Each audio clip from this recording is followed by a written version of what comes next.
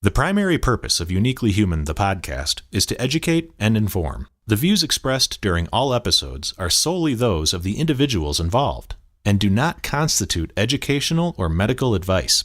Listeners should consult with professionals familiar with each individual or family for specific guidance. Uniquely Human, the podcast, is produced by Elevated Studio. Music is graciously provided by Matt Savage of Savage Records.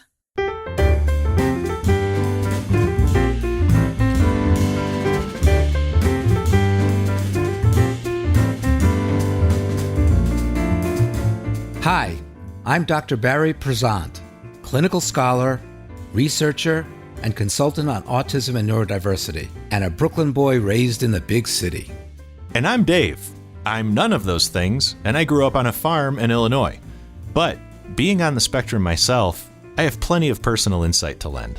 And this is Uniquely Human, the podcast, a show that illuminates and celebrates autism and neurodiversity.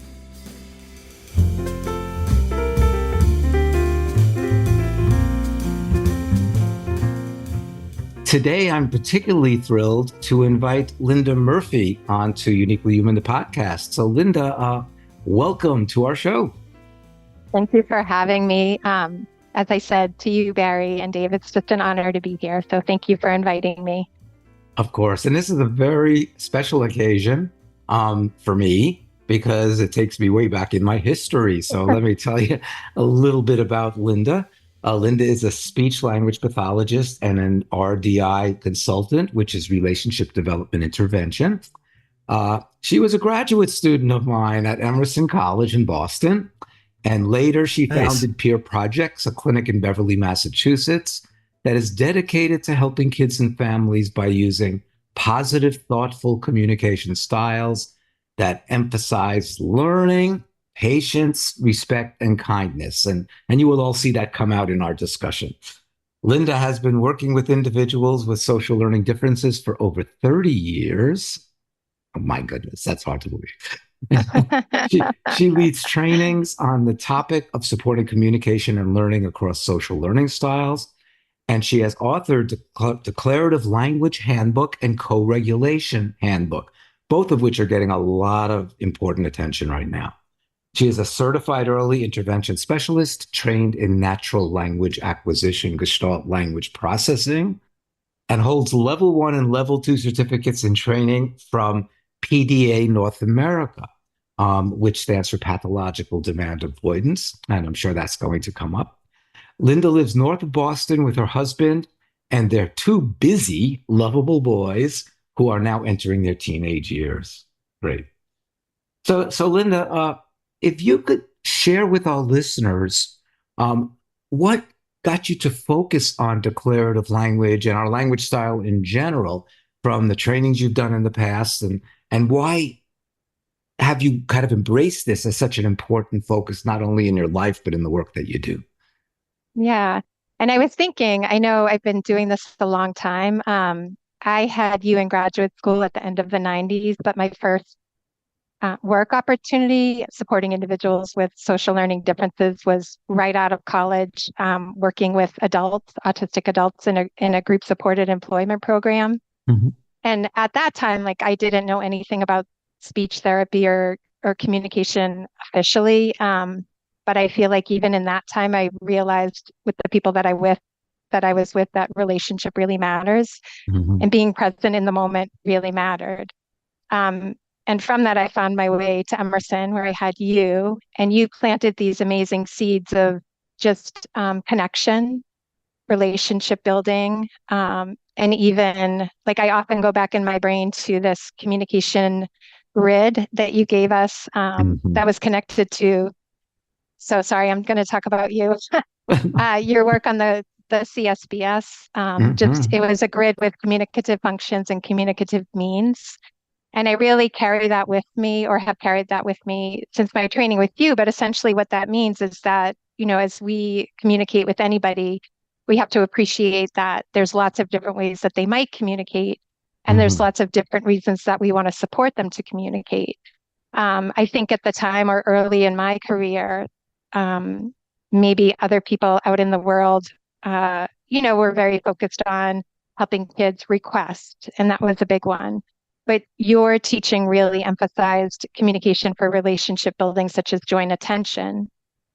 So then, so again, like I just carried that with me. And then when I learned about declarative language through the RDI community, it just really synced up with everything that I had learned from you and believed in my heart and had seen to work well in supporting other people.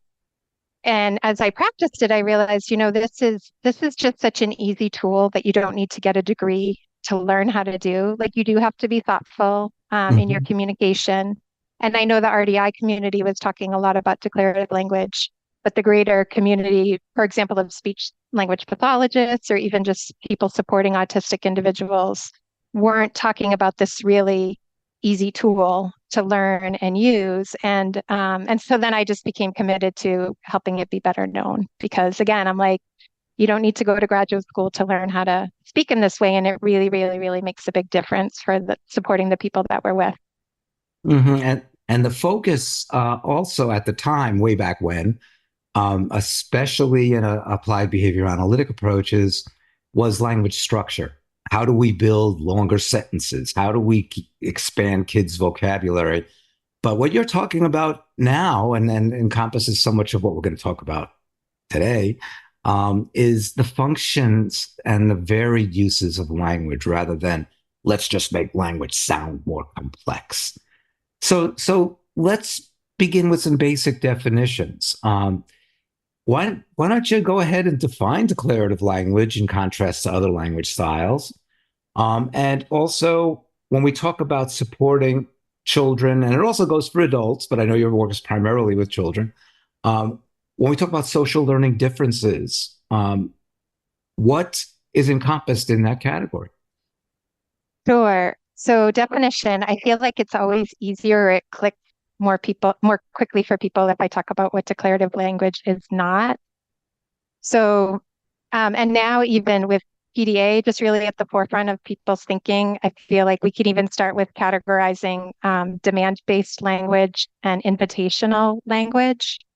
So demand-based language is anything that we might say that places pressure or a demand on the person we're with to say something or do something. So it could be an imperative, which might be stand up, sit down, do this, or sometimes even a question can place demands on individuals to, for example, formulate a response in the moment, come up with a right answer. So those are both demand-based communication styles. Declarative, in contrast, is just commenting without expectation of how someone might respond. So we're not going for the correct answer. We're just going for sharing information in the moment. And then there's so many different ways that you can get into declarative language. It just could be very simply commenting, like, oh, there's an airplane in the sky, to support joint attention. Or it could be to support transition, like, oh, I notice it's almost time to go now, or I'd love to help you get your shoes. But in the end, it's just sharing information about the environment, about what we're thinking, about our memories, about our future plans in a way that does not place pressure on the other person to do anything specific. It's just for the sake of sharing information. And in a sense, I guess you could say it involves a meeting of the minds. I notice what you're doing. I notice what you're noticing. And it's that way of joining with another person. Yeah. And actually, I know you just asked too about social learning differences, and that ties into that second part of the question you had asked. Like, I think as language gets more complex, or declarative language gets more complex, we can think about really narrating cognitive verbs. So think, wish, decide, imagine, wonder, I don't know. And essentially what that does is it just really helps people who have different social learning styles understand each other better. So I think even that's how I think about it on the ground now is, I mean, it could be people from two different social learning styles. So for example, an autistic person with a non-autistic person, or a neurodivergent person with someone who's not neurodivergent. And we're just really transparently sharing our thoughts so that there's no mystery, and that Hmm. can lead to greater understanding. So certainly across social learning styles, where we often might perceive things differently, remember things differently. But just in general, too, it's a strong communication tool for any two people for that reason. Hmm. So, Yeah, absolutely. I'm thinking like just any recent experience that I could like pull out of a hat, where, in my day job, if I'm sitting down with somebody who, I haven't met yet, but the meeting hasn't started yet, just intuitively, you don't start foisting demands on them unless maybe you're having a panic attack and you'd like some water, but, or even just sitting on the rental car bus at the airport and somebody starts talking, having to interpret, are they asking me to engage with them, or are they just complaining to complain about how slow this bus is? Mhm. And, that leads me to choose, do I engage in this, or do I pretend I don't hear them or that I don't speak English? So, but go ahead and continue, Barry. I stepped on you for my No, nonsense. no, no, no, no. It's a very, very good point. It's entering my mind just very quickly. One of our previous guests, Becca Laurie Hector, who does a lot with animals, and she's autistic herself. She says when she travels with her emotional support dog, whose name is Sir Walter Underfoot, she loves that because when she's on an airport van, the dog becomes the topic of conversation. And it's that sharing you're talking about, Linda, that's commenting about the dog and sharing information, and so it's an invitation to engage. And Dave was saying, well, sometimes it's unclear whether it's an invitation to engage, Hmm. but you would think that this style would come naturally to everybody. But why do you think it doesn't come naturally, especially when you're talking about kids with social learning differences and maybe language disabilities, language delays? Yeah. Well, I mean, a lot of the world has been very behavioral and for a while, and it's exciting that this is changing. But I wonder if people need to. So, for example, in the past, and this is changing, but in order to prove that the student is learning, you have to see an output in some Hmm. way. So that might have the educator think, well, how do I know that they're learning if they can't show me? And so imperative or demands or questions become this communication style that's geared toward output rather than a fluid back and forth where there's that nice give and take. Or even, we understand that sometimes people are going to learn in different ways, or they might show us that they understand us in different ways. It's not always through a discrete response or a discrete action. But that was my thought is the world has been very product focused, and the Hmm. imperative communication or the demand based communication focuses on the product rather than the process of communication itself. Hmm. And the word that's coming to mind, which of course has become a big issue right now, especially in the community of autistic people, is compliance training, and how damaging that can be when there's so much of a focus on that. But how does that play into language? I think again it falls right into the categories you're talking about. Yeah, well, for example, if a student needs to transition, the compliance comes into play where the person supporting them might say, stand up, go to the door, get your lunchbox, whatever it might be. And then the compliance comes in where they follow each step that is of the demand that is given to them. Um, I mean, even to pull in just ideas of compliance that I've always not liked is there's often this assumption that people need to respond really quickly. Like if they don't respond within 3 seconds, then they're not compliant. And I think a huge part of declarative language and thinking about your communication style is building in processing time. So I might make a statement, but then wait and really and truly notice in that moment how my communication is received. So I know what to do next, how to scaffold or add information or support the person further or respond in a different way.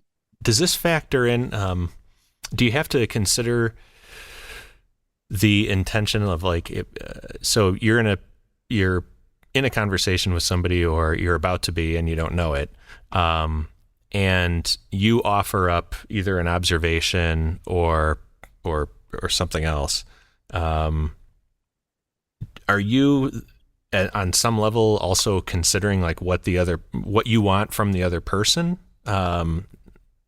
Or like, I'm thinking of myself, if I offer something up, it's usually because I feel some sort of obligation to create a conversation from thin air. And, that's normally I might not be remarking on how hot it is in Texas, because obviously it's hot in Texas, right?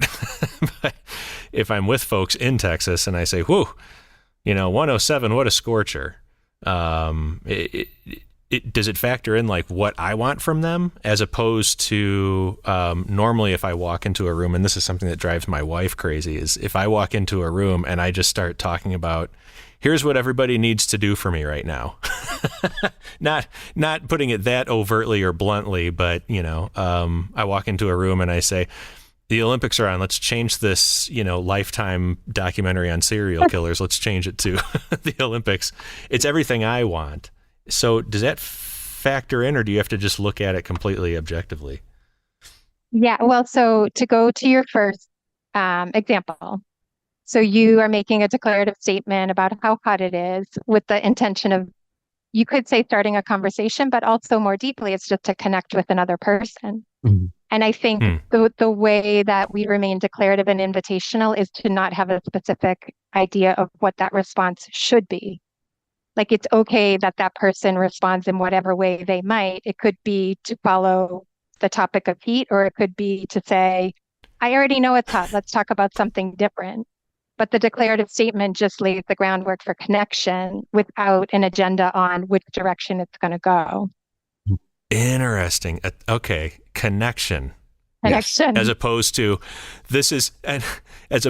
my, whatever, if you even call it a style, my style is normally to express something. And then, sometimes I want a very specific response from somebody. And other times I'm just, actually, I think pretty much every time I have some sort of expectation of what I want from somebody from what I'm saying. Yeah. Now that I'm thinking about it. Yeah. And I think so that communication would be imperative. And I think where the speaking style becomes important is with our students who are especially sensitive to the demand or may feel stressed when there's a very specific right or wrong answer, which can lead to dysregulation. And I think part of it is just we as communicators noticing the power of our communication style on the people that we're with. Mm-hmm. So it's not that we can't want things, but as an educator or somebody supporting individuals, we just want to know, like, how is our communication landing, and is it a good fit for this person's development and growth?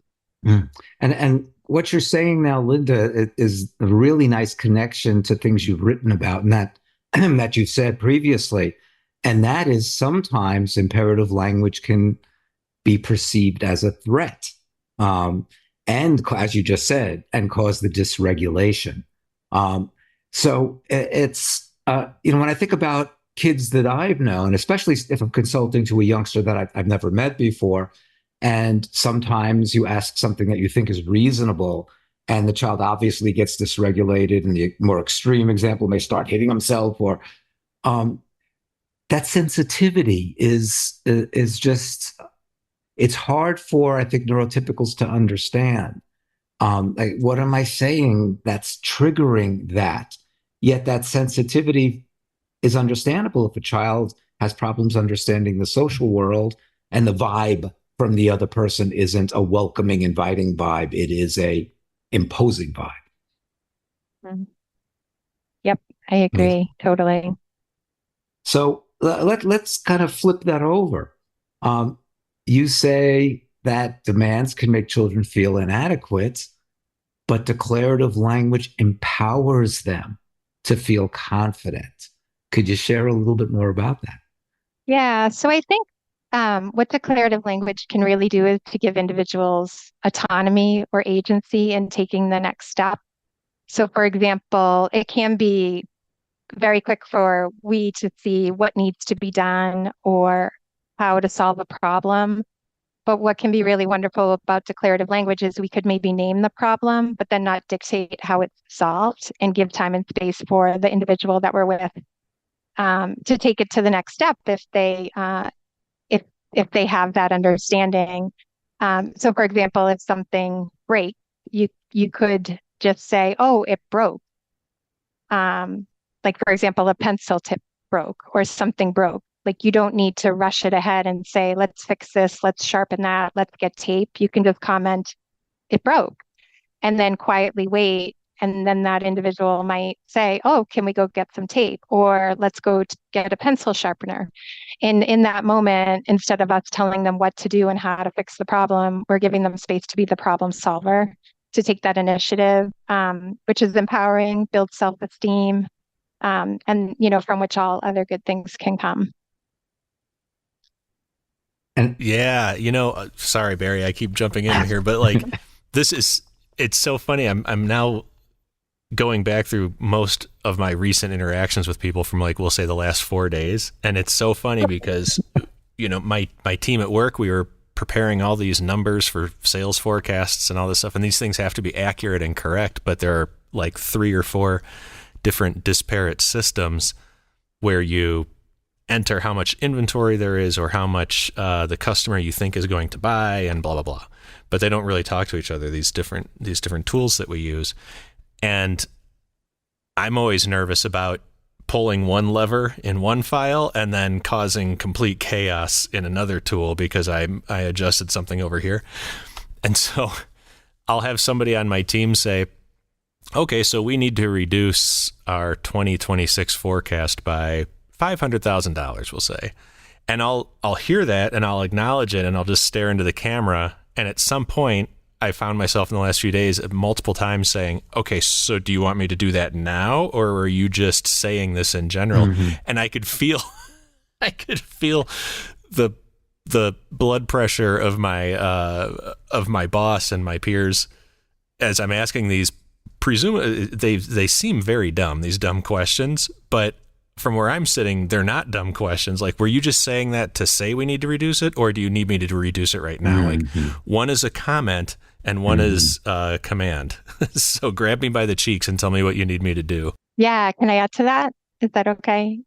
Please. Yes. Yeah, because this is a really important part of declarative language and why when we use it, it's really important that we notice and think about how it lands or how the other person receives it.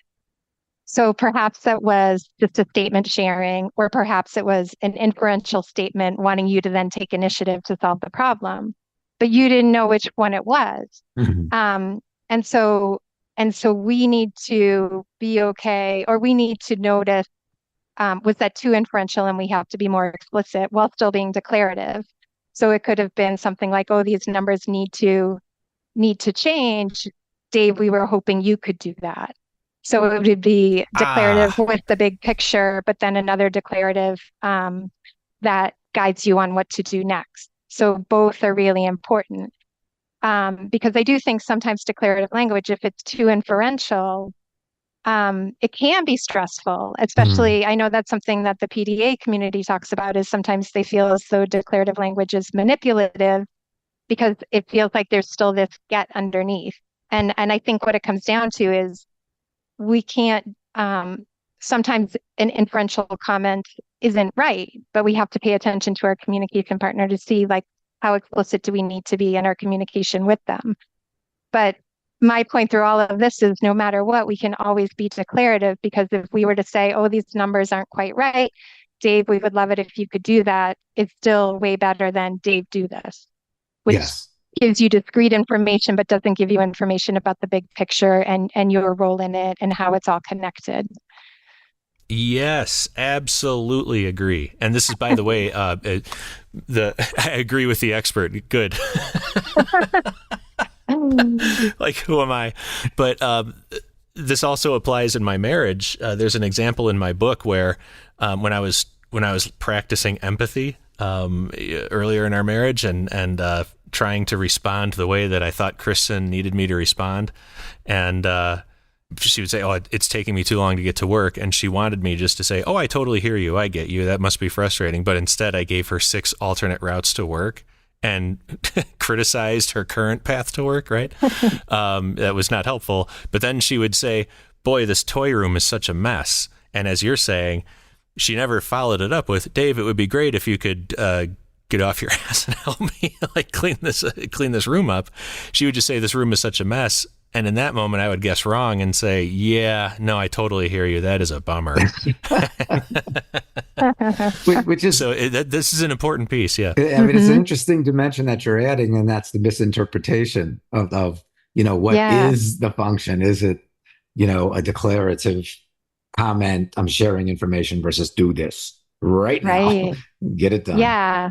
And then, so the other piece that's so important, though, is that part of declarative language is the individual can learn how to not be afraid to enter a misunderstanding or a communication breakdown and use language to clarify. So in each of those moments, you could follow up by saying something like, "I'm confused. I'm not sure if you want me to clean or if you just want me to validate your feelings right now." So that's you coming in with declarative language to strengthen that connection, to help clarify that communication breakdown that has occurred, so that together you get on the same page again. Because I think, and again, Barry, this is all you, and just something that I've always remembered from you is just the importance of communication, just for us to be thinking about communication breakdown and repair. And that, we can't be afraid of communication breakdowns, because communicative repair is a dynamic and essential skill, no matter our age. And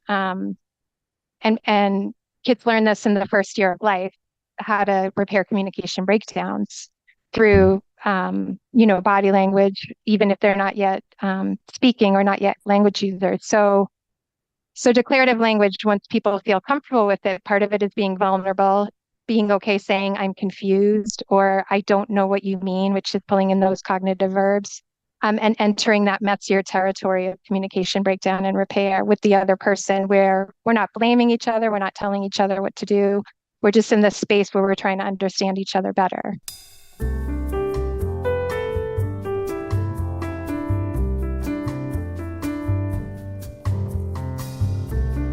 We'd like to take a moment to thank you for listening to Uniquely Human, the podcast. It is so gratifying to hear that so many of you find value in what we share. It is gratifying, and it's so much fun making this show together, Barry. Being able to meet with you every week and all the guests and listener support that we've received, it's such a joy to make this show. And of course, we are commercial free, but Barry and I would invite you to support this show in a number of different ways. That could be buying our books, or even inviting us to speak live or virtually to your organization or to your community. To learn more about all of this, you can, of course, go to our websites, barrypresent.com or davidjfinch.com, to learn more about our speaking topics and how to work with us and all of the consultative services that we provide. And we also want to know how we're doing. We are in a constant quality improvement mode here. Yes. So please make sure to leave comments and ratings, suggestions on social media. Contact us directly on the links on our website, and recommend Uniquely Human, the podcast, to those in your lives. In conclusion, we are so grateful to you, our Uniquely Human community, for your support and loyalty, and we'll be keeping at it. Yes, thank you all so much. Now back to the show.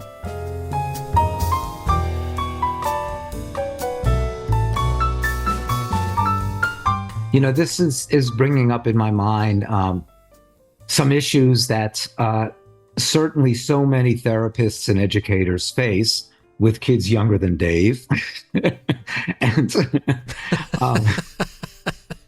and that's the notion of making mistakes. And you referred earlier in our discussion about, one of the big issues is going after the product, okay, the right answer. And you kind of say that making mistakes is okay. It's a natural part of communication. It kind of ties into repairing breakdowns that you were just talking about. So why is it okay to make mistakes? And what about interventions that are just after the right answer where we give feedback either non-verbally or verbally that the kid got it wrong. Yeah. I mean, I've known kids that, they would point to an apple and say orange, and the response would be no. And again, the child would have an immediate stress response, either scream or walk away because, got it wrong again, stupid me. So if you could follow up on the notion of making mistakes and why it's counterproductive to have a child feel that they always have to get it right. Yeah. And so I think I'll start like with the big picture in the future, what matters. So nobody is ever going to be perfect. Nobody is ever going to stop making mistakes. So I think the skill we're going for in life is not to be perfect, but to feel okay with mistakes when we make them, to feel comfortable repairing mistakes when that might be called for, and even just be to positively perceive mistakes, which can be hard, but perceiving them as it's part of learning. It's an life, and learning is an iterative process. And if we don't get it wrong some of the time, we don't know how to fine tune to make things better. So, the skill needed for life is comfort with mistakes and comfort navigating repair. But then if we go back to, like, if we zoom in and go to the ground level with students today, I think, if kids are corrected really quickly, then they're going to shut down to learning. It's going to make them not want to engage in a learning opportunity because they don't feel safe, because they're going to be corrected, because they're going to be told that they're wrong. And it's not that we don't want kids to learn, but there's a kinder, gentler way to expand their world. So even, for example, and to always find connections with other people and different ideas. So, for example, if someone were to say, "Oh, that's an orange," we could say, "You know what? You are right. It reminds me of an orange also. This is red, and this one's called an apple, but you are exactly right. I bet you're thinking that they're both fruit." And immediately you're going from that black-white interpretation to connecting the dots in the greater context, which is what is going to, help kids as they grow. And it even lets you pull in those cognitive verbs like, "Oh, you're right. It reminds me of an orange too." And pulling in those thoughts. And I want to give this one quick story. So this one student that I work with, he saw a man who maybe looked like Santa. And so he kept calling him Santa Claus. He was like, "That's Santa, that's Santa." And this is a story. I wasn't with him, but his mom told me. And she said the teachers around him were laughing. They were like, "That's not Santa. You're so silly. That's not Santa." And then he was able to pull out, "It looks like Santa," or "I think it looks like Santa," something like that. The fact that he could pull out that cognitive verb and that more abstract language, then all of a sudden just really changed the dynamic of the conversation from right versus wrong to, "Oh, you are totally right. He does look like Santa. I can see how that reminds you of Santa." Or maybe he used the word remind, something like that. But I mean, that's what we want to teach kids. We want to teach them, the bigger picture, the context, to help connect the dots. And if we stay down in the right wrong territory, we won't ever get there. It almost requires that we redefine what mistake is. So the notion of mistake is, I am looking for a particular answer. You're not giving it to me. Okay. Based upon my knowledge or my view of the world. Yet what you're talking about now is taking the child's perspective. So it could be, well, I know round things that we eat are called oranges because I have an orange every morning, but this happens to be red, but it's close enough. So what this really begs the question of is a developmental perspective.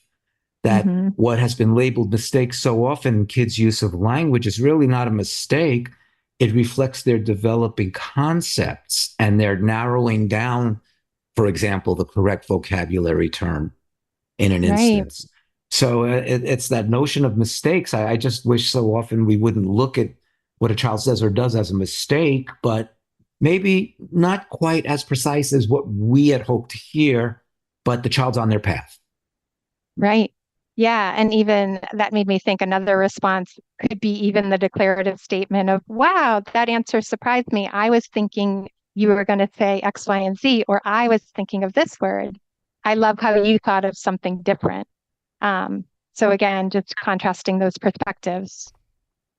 Yes. See, this is fascinating. And as somebody who gets communication right a lot of times and probably, an equal number of times gets it, quote unquote, wrong or not what the other person was expecting or wanting.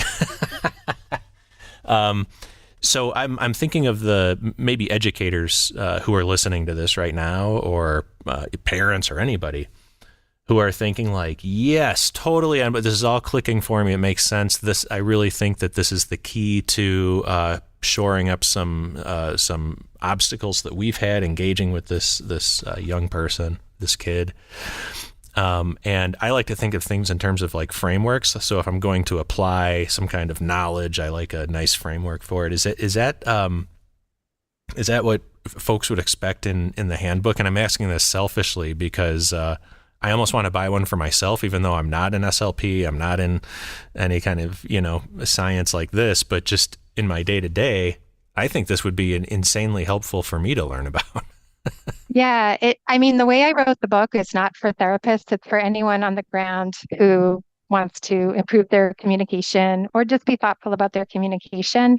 And it's for all ages. I think when I wrote Declarative Language Handbook, that is geared toward kids, but declarative language really and truly can be used across the age ranges. And I know, Barry, you had said previously that I have worked with kids, but I actually do work with a lot of adults now too. And this ties into your developmental comment, is just what changes is our level of language complexity. So my declarative language with a 3-year-old is going to be very different than my declarative language with a young adult. And I have even heard that it can be really helpful for individuals, for example, with dementia or other brain injuries or neurocognitive disorders. So because I think it's just a connecting communication style that is respectful of the other person. Yes. And isn't it the case, and maybe you can refresh me on this a little bit, I believe that there's research both with autistic kids as well as typically developing kids that demonstrates, and now I'm going to shift to parents a little bit, that demonstrates that parents who use more declarative language, more commenting, as opposed to more directive, imperative language, we see that being more facilitative of their children's language development and also social communication reciprocity in general. So this isn't just, oh, it sounds nice. Yeah, let's do it because it sounds nice. There's research to support it's more effective in helping children develop language and social communication abilities in general. Right. Yeah, I know it's something that I always think of, and I do just want more data out there because I know that can be really important, just to show that it's efficacy. In my book, I did one small project just myself, so it was a very small number, but that's kind of what we looked at I looked at reciprocity, and even the number of declarative statements that the caregiver used. How did that translate to the communications, the language rather, of the individual that they were with their child. But if you just think about language learning, it really makes sense because often individuals are going to use the language that they hear modeled around them. Mm-hmm. So if we're using a lot of imperative, if we're asking a lot of questions, then that is what the child is learning. But if we want them to learn the language of joint attention or commenting, then that's what they have to hear. They can't be asked a question and then we expect them to learn how to comment. We have to really and truly do it ourselves. Mm-hmm. And it also kind of acknowledges to the child, I'm really noticing what you're noticing and what you're interested in. I'm not just asking you to jump when I say jump or touch ear when I say touch ear. I mean, Right. it's really essential for that to happen. So when, for kids that you've worked with, and let's say kids who are hypothetically exposed to maybe too much of a proportion of imperative or directive language, and then you work with the parents, if you could talk a little bit about how you work with the parents on this shift. Like you said, it's not rocket science. Mm-hmm. And also what changes you see both in the kids as well as the parents. So it really helps when parents are curious about it or have already heard about it, because then they understand that there's a shift that can be helpful, and it just Mm. becomes about practicing it, helping them feel more comfortable, maybe even troubleshooting, if they might have a declarative statement that they use and then they were unsure how to follow it up or navigate, for example, a communication breakdown. Um, I think sometimes if I meet a family and they haven't yet heard about it and they've come from educational contexts maybe that were more imperative in nature, then I try to give information, but I'm not going to be imperative as I tell parents how to talk. Right. So I think I just try and plant seeds and just be really mindful in my models and point out when I notice, for example, how a child responds when we, either them or me, communicate using a question or demand, or when we make a comment, and just to notice the response. I think sometimes too with parents, it might be helping them perceive the more subtle responses, like nonverbal communication that shows that a child is listening or thinking, even though maybe they didn't say anything, I can tell through their nonverbal communication that they're thinking or processing what I've said, and that silence is really important. Um, so that's the caregivers. But then in terms of kids or the individuals that we support, I find what happens is that threat response goes down Mhm. and they become more comfortable engaging for longer periods of time. So I might meet an individual to start whose guard is up really, really high because maybe they've been surrounded by demand-based contexts or just a lot of communication that places demands, and that's all that they know. And my first job in that moment, like for me, is just to build trust and to help them know I'm not going to place any demands on you. I'm going to use my communication to share experiences and observation with you. I'm going to wait quietly so that you have time to process what I've said. And when we do that, like I do find very quickly that their guard goes down. They Mhm. may orient their body towards me. They might visually reference me a little bit more. They engage with me more comfortably because they don't feel worried that I'm going to say or do something. They become more comfortable feeling vulnerable in that moment, in that space where there's just trust that, whatever they might do, it's all good. Like I'm going to hold it and I'm going to respond in a way that shares our experiencing it together, but doesn't ask you to do anything or say anything. Mm. There's that old cliche about joining the child in his or her world, and and Hmm. and that's basically what you're doing. And I know with parents, very often in my experience, and I'm going to give a kind of a plug to the Hannon Early Language Center because I'm a Hannon certified speech and language pathologist, and where they work primarily, how to support parents in supporting kids' communication. Um, but it's just so amazing that you might see the proportion of declarative versus imperative language being off, too much imperative, too much demand language. But you pick out those gems where parents are commenting, are using declarative language and holding that up as the example. And so it isn't like, oh, you're getting it all wrong the way you're talking. It's like, well, if we could maybe shift the proportion so it's more consistent, because many parents say, as you know, but wait a second, sometimes I just have to be very, very clear and demanding. And you talk about that in your book, that there are some instances where, okay, you got to go for the jugular right there and so what would those instances be? Yeah. So for example, safety. Yeah. So I guess the things that I think about is when do I need to be more imperative? Involve safety for sure, and the time that I might have to communicate something that involves safety. So, for example, if a child is about to go into the street, I might need to say stop if I know that's the quickest way for them to receive that message that's really important for their safety. But You one don't thing you I do don't talk want you about, don't oh, want go to say ahead. I notice a car's coming. Exactly. Exactly. It's time sensitive and it's safety. Right. But the other thing that I would want people to know is that you can also use declarative language to be clear in that moment and still direct. So an alternative might be, I, um, I need you to stop because it's not safe. Mhm. Or I need you to hold my hand when we cross the street because it's dangerous. and you're going to think about how much time do I have to say what I need to say to get the message. But I think the more that the individuals that we're supporting understand the why, the more they can join us in that limit or that boundary or that place of safety, whatever it might be. So sometimes it is worth it to just use those little bit extra words so that the individual understands the bigger picture, because that will help them in the end. Whereas if we just say stop, it could create that stress response and lead to, a harder time.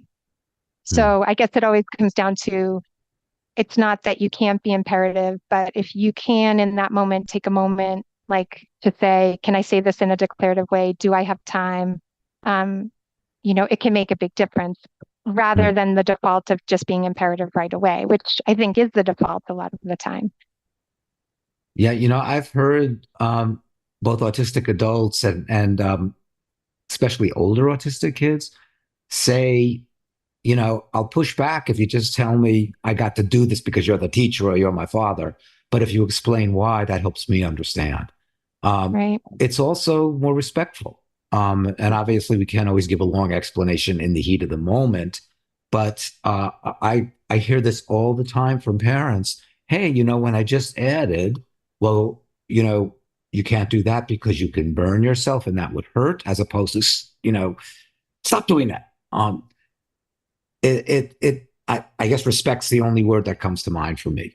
Yeah, you're saying I am giving you information that I know will be helpful to you, as opposed to I'm just slamming the hammer down. With the caveat of what you said, if it's a safety issue or an issue that we have to make sure the person doesn't do something that's harmful or dangerous. Right. Yeah. And then the other piece I always think about is, even if you had to slam the hammer down because it was what it was, you can always go back at a time that everybody's regulated and say, do you remember when I had to ask you to stop really quickly? I wanted to explain now that we have time so that you understand what I was thinking, so that next time it happens, we're on the same page. So you can always revisit too, just to create that greater understanding. I can vouch for this as a parent. That's really been, I think, how I've tried to navigate a lot of the things where in the moment I had to just bluster something out, and because I can be very indelicate, as Barry knows, when I'm feeling in a hurry or something is very urgent, right? And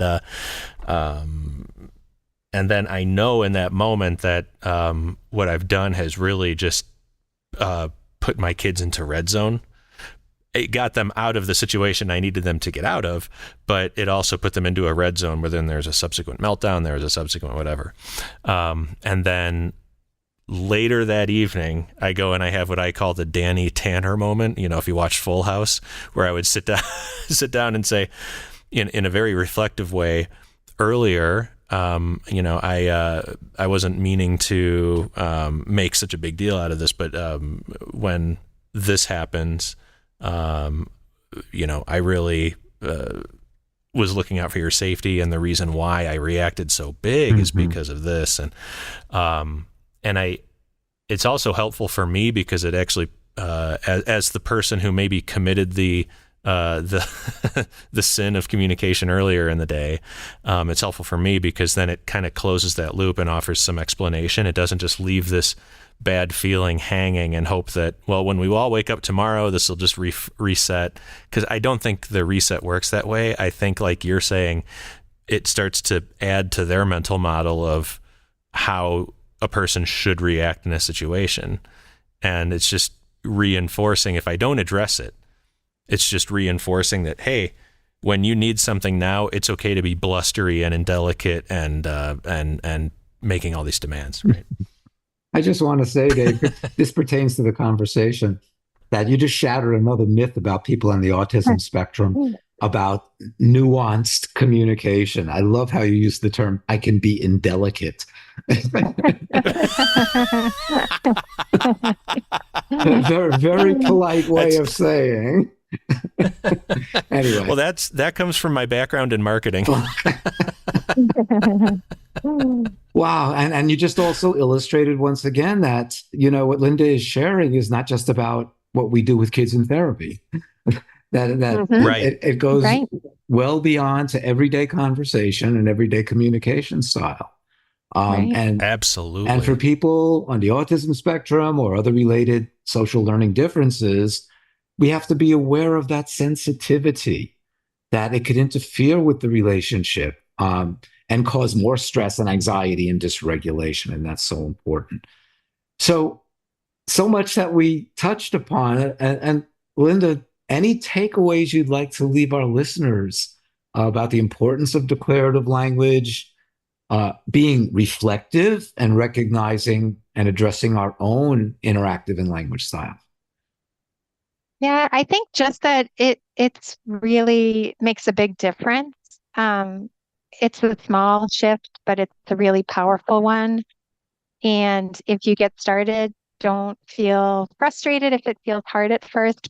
I always just think of communication as a habit, and it's just sometimes it takes time to change a habit. It takes thoughtfulness, awareness, self-awareness, I guess. But it is possible, and I do think as soon as people start to use it, pretty quickly you see the difference in how you feel and how the person you're with responds. And that often just helps it grow from there. Yes, absolutely. And it also kind of, again, is the much bigger picture of inviting connection, of respecting other people. It's just so important. That's great. Yeah. And I mean, the other thing that you just said, I just want to follow up quickly. When you say, again, it's not rocket science, it's a small thing we can do. But obviously, a lot of people don't think about it that way because your book and the information you're sharing right now is in such demand. And people are saying, yeah, this makes so much sense. And then they see the Hmm. results with the changes. Yeah. Right. So, Yep, and I will be the next person in line to illustrate this because I am purchasing this book as soon as we hang up. Linda, thank you so much. This has been wonderful reconnecting with you as colleagues. uh, After Yeah, my goodness, it was the 90s, wasn't it? So that was I almost know. 30 years ago. Hard to believe. Yeah, right. 98, 97, 98, I think is when I Exactly. had you. My Yeah, last 2 years at Emerson College. Yeah, that's absolutely. right. Ah, Yeah. amazing. I'm very grateful to have had you at the very beginning of my career so that, you planted these seeds that just were really important and meaningful to me, so that I could take it in my work as I left Emerson. Yes. Yeah. And now I forget what the cliche is, but now kind of the teacher is learning from the student. Yeah. Well, Yeah. I still will always come back to your work and you too, Dave. And I just really appreciate again you having me on and letting me share my Yes. work with your audience. I really appreciate it. Great. Thank you, Linda, and best of Wonderful. luck as you move forward in your important work.